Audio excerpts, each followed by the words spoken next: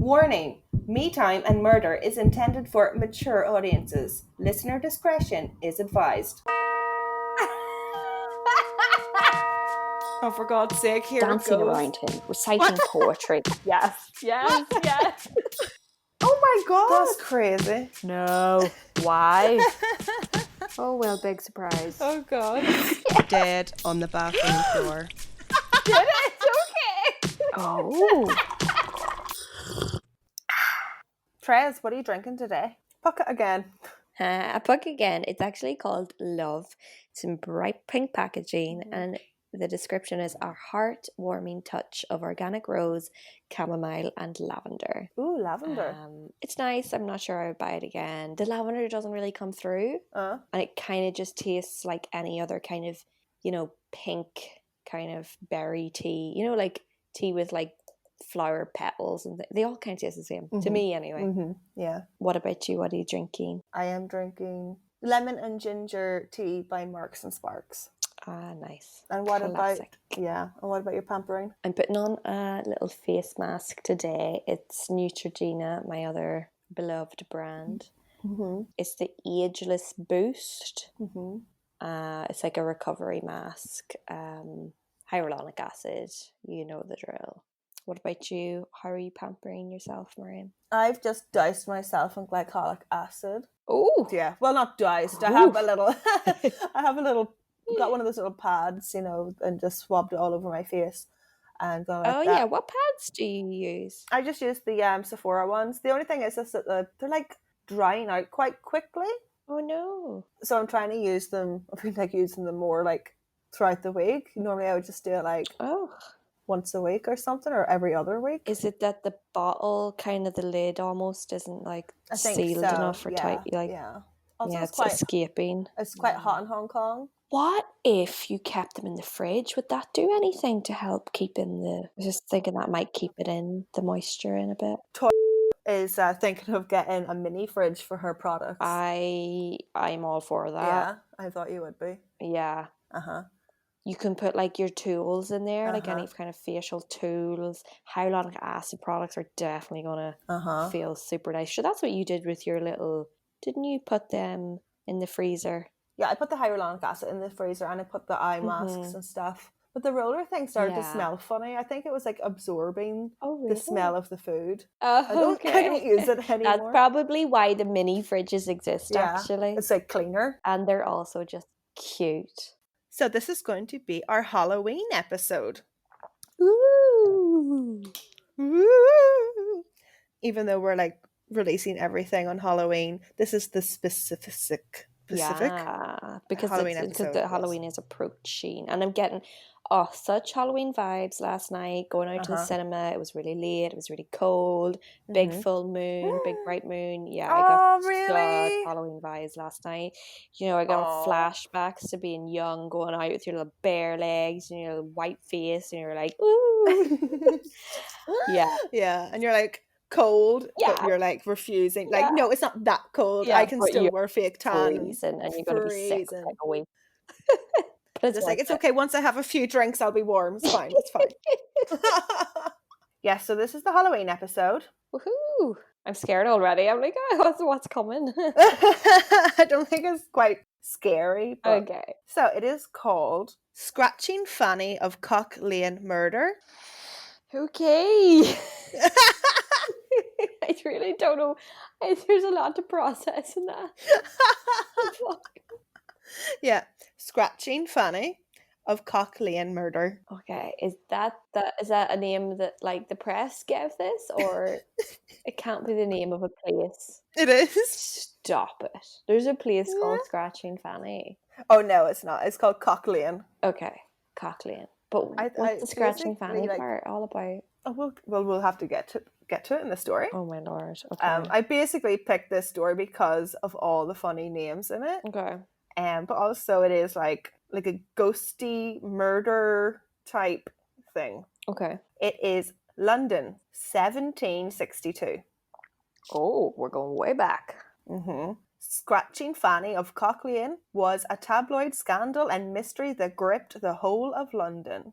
The story begins somewhere in England on a sad note, unfortunately. William Kent's wife, Elizabeth Lyons, dies during childbirth, but thankfully the baby lived. However, William struggled to look after the baby on his own, so his sister-in-law, Fanny, his dead wife's Elizabeth's sister, she moves in to help. Okay. But soon, what happens? They get jiggy with it. Soon the pair began a frowned-upon relationship, and although they wanted to, Willie and Fanny were not allowed to marry.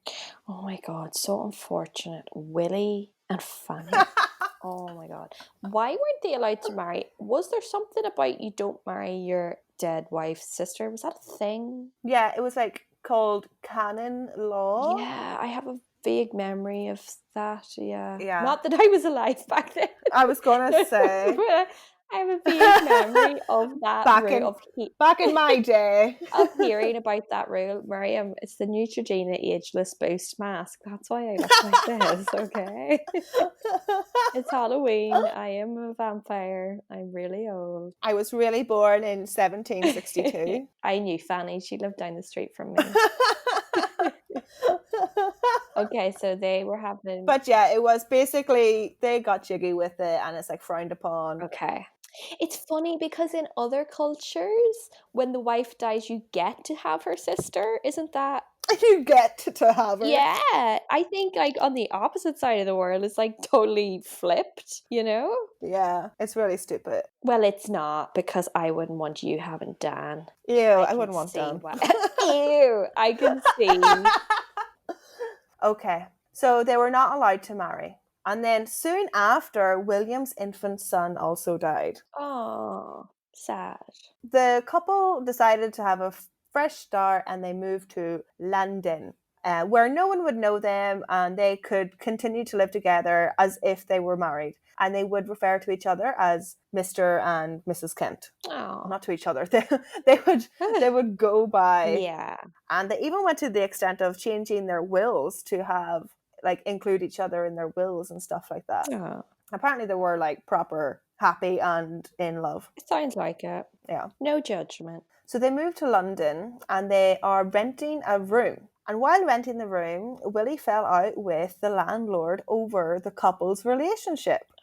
So he was like, this was illegal, canon law, blah, blah, blah, blah, bullshit. But William had lent the landlord some money and now the landlord was refusing to pay it because William had lied to him. Sounds like an excuse. The landlord was like, Willie, I need a loan. So Willie gave him a loan. Then he found out that Willie was living in sin. I feel like he might have known that all along and knew what he was doing. Yeah, maybe. Yeah. And he's just like, oh, actually, I'm not going to give it to you because you're a sinner. So then Willie went to the police and had him arrested. Good on you, Willie. So Willie was a grocer before, but... A grocer? Yeah, like... Greengrocer? Yeah, right. Isn't a grocer like a person who sells vegetables? It just is a term I haven't heard in a while. Yeah, it was in Wikipedia and I was just like, I'm pretty sure that's what it is like greengrocers. Willie soon found this to be his new profession, giving people money and charging a very, very high interest rate. Today, Willie would be known as a... loan shark, yes. So in 1760, Willie and Fanny moved to Cock Lane. Did they not, did they not add it all up? I don't know. Willie and Fanny live in Cock Lane. Soon, Fanny becomes pregnant. As they do. That's a bad joke. As Willie and Fanny get together. While living there, William gave his new landlord, Richard Parsons, and what's the nickname for Richard? Dick. It is, you asked me. I know. There's so much genitalia in this story. Oh, it's ridiculous. So while William was there, he gave his landlord, Dick, another loan, gave this landlord a loan as well. What is up with these landlords, Joe? They're usually the right ones, in my experience. I know. So landlord Dick was known to be a drunken idiot who was struggling to provide for his family. Oh dear. Willie helped Dick out. He helped Dick. And he actually gave this loan to his new landlord while he was beginning a legal fight in court over the disputed money with his previous landlord. Oh my goodness. So it's all a bit of a mess. But whatever. So they're in this new house, and to help out with her pregnancy, the Dick Parson landlord sends his daughter, Liza, who is about 10 years old, to live in the house and sort of like help out and sort of like to live there. I don't know, like it's free room, I guess, for Could his you daughter. imagine 10 years old though? Oh, I know. jeez. It's a lot. But sure, once they could like speak I know, and and do count and lift things. It was like you were. out to work, yeah. Whenever Liza is living in the house with the couple, this is when these mysterious scratching noises began to be heard throughout the house. Oh God. Reported by Liza and apparently Fanny too. Shortly after the noises began, and just weeks before Fanny was due to give birth, she died of smallpox. What? Yeah.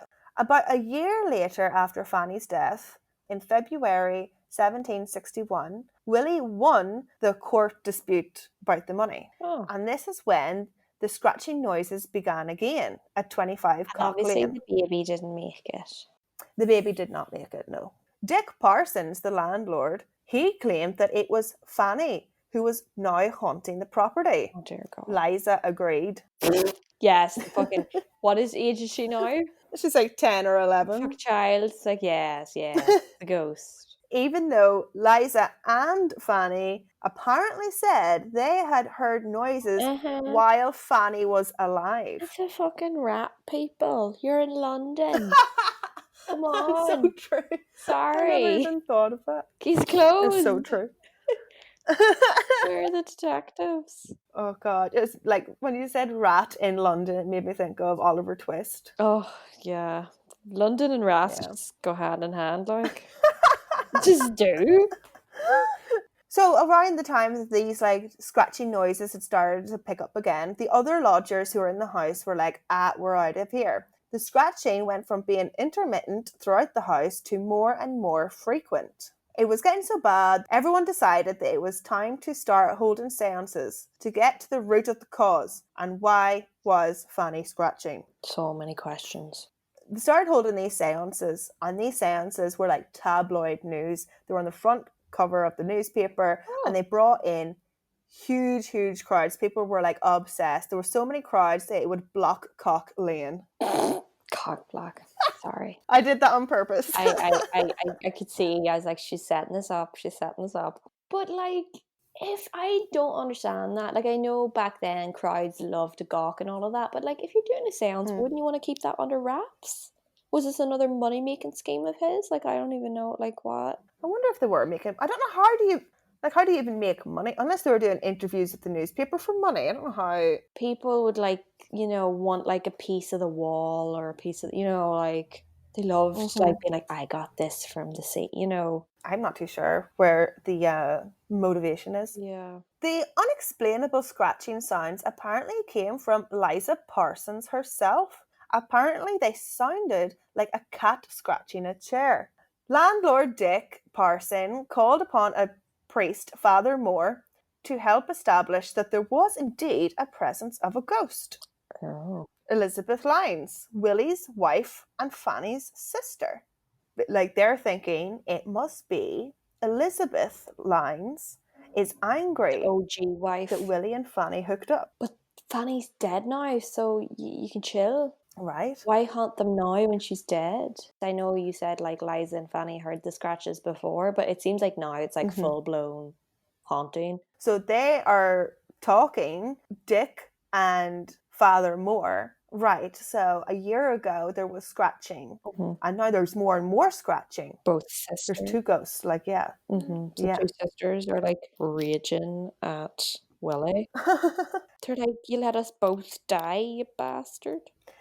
So Dick and Father Moore, they agree that the newest haunting must be Fanny herself, and that her spirit had returned to warn us of something. Oh. So Landlord Dick and Father Moore came up with a cunning plan to talk with the ghost. I love how everyone's getting involved. Oh my god. What do I they know. so much time in their hands, this landlord, like, getting Yeah. involved? No, Trez, I honestly cut out some of the people in this. Like there was actually like 2 priests, and I was just like, nah, you're going to be one priest in this story. In my version, you're one priest. It's just too Little to confusing. be at. Right. They were just all attention seekers, wanted to be in the paper. Yeah. So they come up with a cunning plan to talk with the ghost. They tell the ghost to knock on her coffin. 1 knock for yes and 2 knocks for no. And the coffin sounds would be heard aloud during the seance. So stupid. Is the coffin not in the bloody ground? Doesn't even make that. This seance was held by Parsons' apparently gifted sister. Parsons, the landlord? Yeah, Parsons. Landlord Dick's a sister. Kooky sister. Yeah. Okay. So a few days later in the Cock Lane house, Landlord Dick, Father Moore, Willie, and 2 doctors went into the bedroom. There, they put 11-year-old Eliza and her little sister in the bed. And then the seance began. Okay. Are you the wife of Mr. Kent? 2 knocks, which means no. Okay. Did you die naturally? 2 knocks. By poison? 1 knock. Did any person other than Mr. Kent administer it? 2 knocks. No. Okay. Willie then asked, shall I be hanged? 1 knock.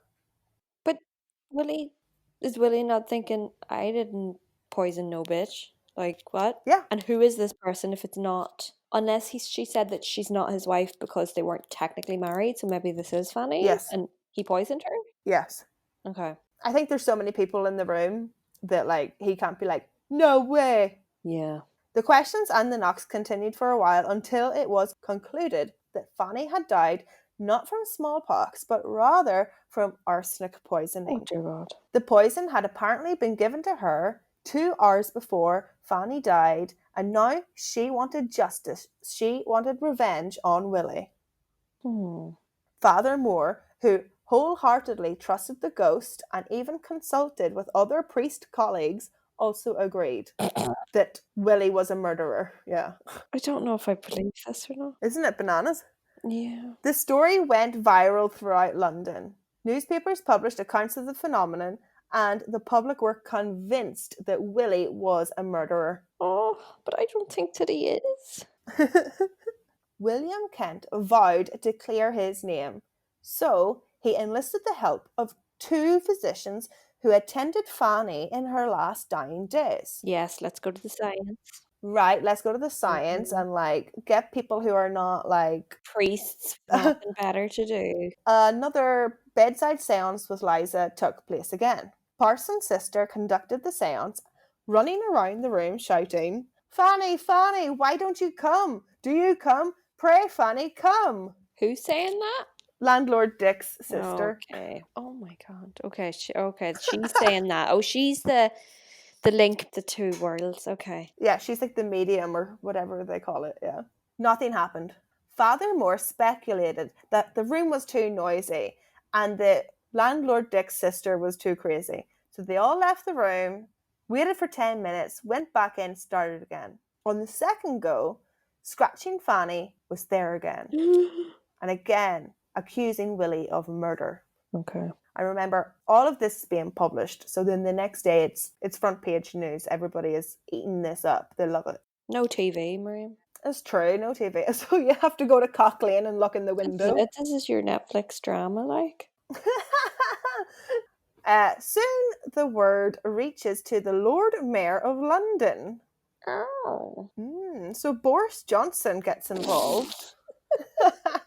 Bored Boris is interested. So I didn't look up who the Mayor of London was at the time, but I don't know. Yeah, nobody cares. He eventually becomes involved, and he decided that... Of course he needs to get involved. He moved Liza to a different house to ease the spectator traffic building on narrow Cock Lane. Oh my God, this is ridiculous. Like, what is wrong with people? A few weeks later, Prince Edward, Duke of York, also attended the seance. What? Yes. Oh my god, these people are so bored. Seances must have been like, when did circuses begin? Is this I like a feel like form I of should entertainment? know Is this that. a legit form of entertainment? I don't know, but I mean, they probably really believed it. So if you did believe it, it might be quite exciting. But just the fact that all these like very high up people, it just seems weird.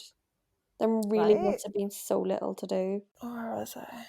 Oh, the Prince Edward. I live in Prince Edward Oh, really? in Hong Kong. It's called Prince Edward. Ah. On February 1st, a famous and highly respected doctor, Dr. Samuel L. Jackson, Dr. No, joking. Dr. Samuel Johnson Okay. was invited to witness a seance. He, however, was a bit more skeptical. Good. He was able to organize to get the coffin dug back out of the ground. Okay. And they had a guy sit beside the coffin, like in another building, while the seance was taking place. So that, the person beside the coffin could apparently hear the knocks. Remember, it's just like knock on your coffin. At the house, this time, both the girls were undressed. Dear God. Bit creepy.